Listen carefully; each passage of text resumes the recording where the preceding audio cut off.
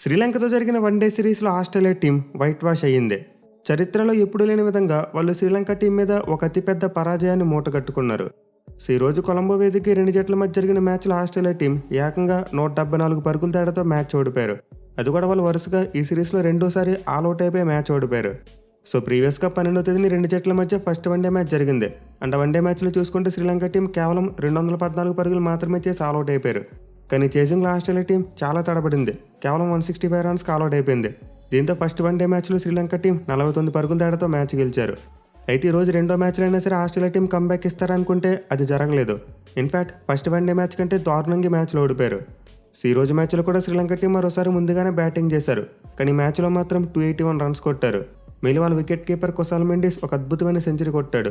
దీనివల్ల శ్రీలంక టీంకి చాలా మంచి స్కోర్ వచ్చింది. అయితే చేజింగ్లో చూసుకుంటే ఆస్ట్రేలియా టీం ఈసారి మరింత ఘోరంగా ఫెయిల్ అయింది. వాళ్ళు కేవలం 24.2 ఓవర్స్లోనే 107 పరుగులకు ఆల్అౌట్ అయిపోయారు.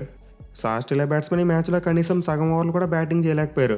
ఫస్ట్ మ్యాచ్లో 33 ఓవర్ల వరకు బ్యాటింగ్ చేసిన టీం బ్యాట్స్మెన్ ఈ మ్యాచ్లో మాత్రం 25 ఓవర్స్ కూడా ఆడలేకపోయారు. దీనివల్ల టీం కేవలం 107 పరుగులకు మాత్రమే ఆల్అౌట్ అయిపోయి ఈ మ్యాచ్ను 174 పరుగుల తేడాతో ఓడిపోయారు. ఇదైతే ఆస్ట్రేలియా టీంకు శ్రీలంకపై బిగ్గెస్ట్ లాస్. ప్రీవియస్గా చూసుకుంటే 2016 సంవత్సరంలో శ్రీలంక టీం మీద 82 పరుగుల తేడాతో ఓడిపోయారు.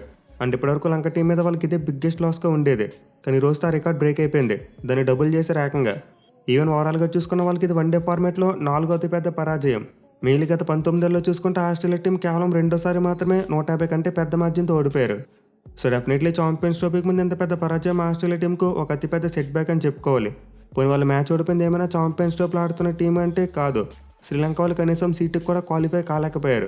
కానీ అలాంటి టీం మీద వన్డే వరల్డ్ ఛాంపియన్స్ అని ఆస్ట్రేలియా టీం ఎంత దారుణంగా ఓడిపోయింది. ఓటమికి చాలామంది ఆస్ట్రేలియా టీంలో మెయిన్ ప్లేయర్స్ లేరని అనుకోవచ్చు.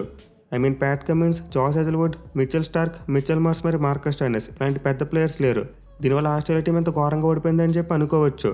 బట్ నిజానికి రెండు మ్యాచ్లు ఆస్ట్రేలియా బౌలర్స్ పర్వాలేదు, కాస్త మెరుగ్గానే బౌలింగ్ చేశారు.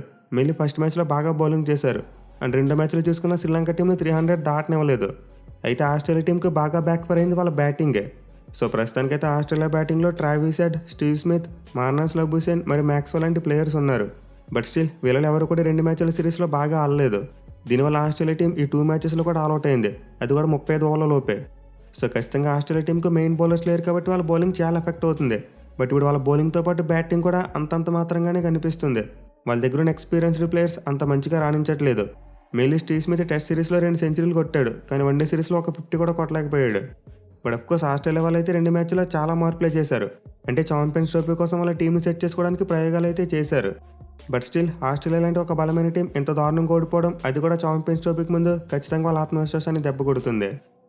శ్రీలంక మీద 2 టెస్ట్ మ్యాచ్ల సిరీస్ను వైట్ వాష్ చేసిన ఆస్ట్రేలియా టీం వన్డే సిరీస్లో మాత్రం వాళ్ళే వైట్ వాష్ అయ్యారు. రివర్స్లో శ్రీలంక టీం ఆస్ట్రేలియా మీద రివెంజ్ తీర్చుకుని వన్డే సిరీస్ను వైట్ వాష్ చేశారు.